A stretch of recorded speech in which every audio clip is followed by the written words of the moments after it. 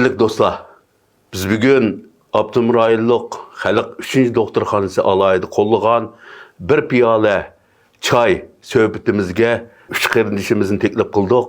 Bir piyoladan choy ichgach, bir naqsha ustida muloyiza yurgizamiz. Buningdagi maqsad nima degan vaqtda bir naqsha va bir piyola choy. Mush tema ustida o'ylashimiz. Bir piyola choy, mayli issiq bo'lsin, sovuq bo'lsin, quyilib bo'ldi, endi ilojim yo'q. Mushni ichmay. Bir naqshini mushu masnalarga qanday sunamiz, endi deyishimiz. O'tganda Komil Jelil bir naqshini aytib, mushu naqsha Bug'ro akamning tasdiqida o'tgandiki, andin joy-joyilda o'qib beraman debdikan. Bugun unda bo'lsa, mushu naqshini e'lon qilib o'taylik. Tasdiqni o'tkazib e'lon qilib o'taylik. Xalqmi intayin taqozo bo'layotgan naqsha, mushu naqshininki shu bir kuplitini bir uchangli bir o'qib o'tinglar. Men o'qib beracağım. Canınız kip kalarsan. Buğdaylının bulmasıyım Buğday sözün buluşu kirek Gaybetlerge şenme dostum Közün bilen körüşün kirek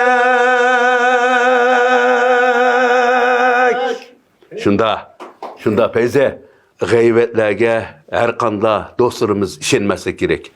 Bu tema bütün naqsh chiqmasdan turibla mushu kerak degan naqshininki bir kuplitda keng avomga bek tarab ketdi. Kerak degan naqshini she'rini inim G'ujumat Qurbon ishlagan. Muzikasini Murodil Abdusalom ishlagan. Murodil Abdusalom gerçi muşunda o'zi aqrab qilgan bilan ma naqshini yaxshi ishlab qo'ydi. Shunga bu inimning shijoatiga april aytimiz. Undan bu naqsha mush Komil Jelil qatorliq bolalarninki ijrosi bilan nihoyatda voyaga yetdi deb qaraymiz. Dumlab qo'ygan polodek qachon achidi, dam yegandi deb turdi-ku bu naqshini. Mush poloni endi birlikda bir boshdan sevilsin üstün kütürep, biz acaylemde. Muşu naqshini qanda ijod qilib, qanda ijro qilib qaldinglar. Men manda savol so'rashni taz yoqtirmaydim, ammo muşu naqshiga bir so'rg'im bor. Sen qanda yozding, avval yezishdan kelayli. Bu naqshimizningki temasi kerak.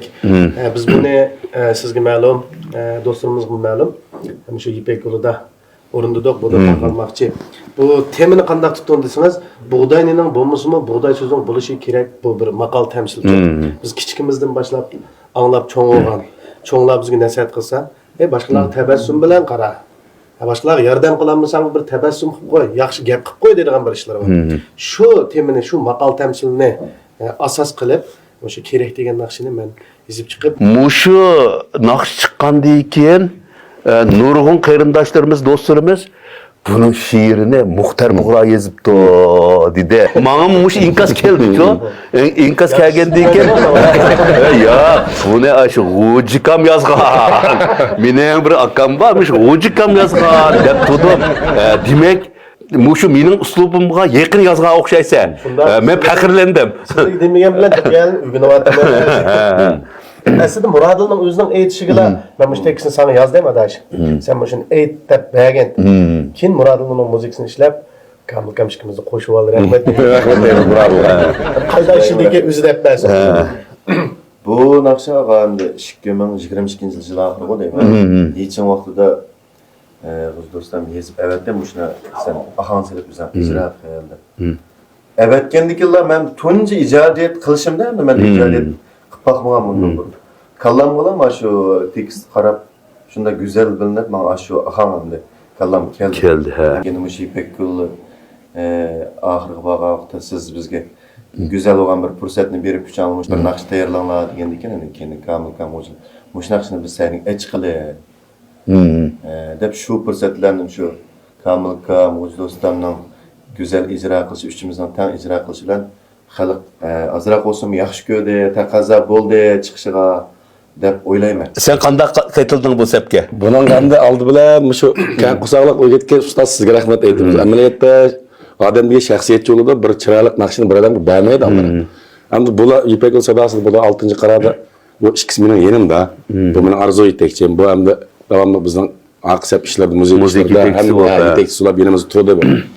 Ahirda JSK'ga vaqtida hal qilish musobaqa qilib uchani bir naqsh aytanglar deganda o'zi ba'da biz ijod etganmiz. Sen bir narsa qil, do'konga yan chiqdikin deyishdi.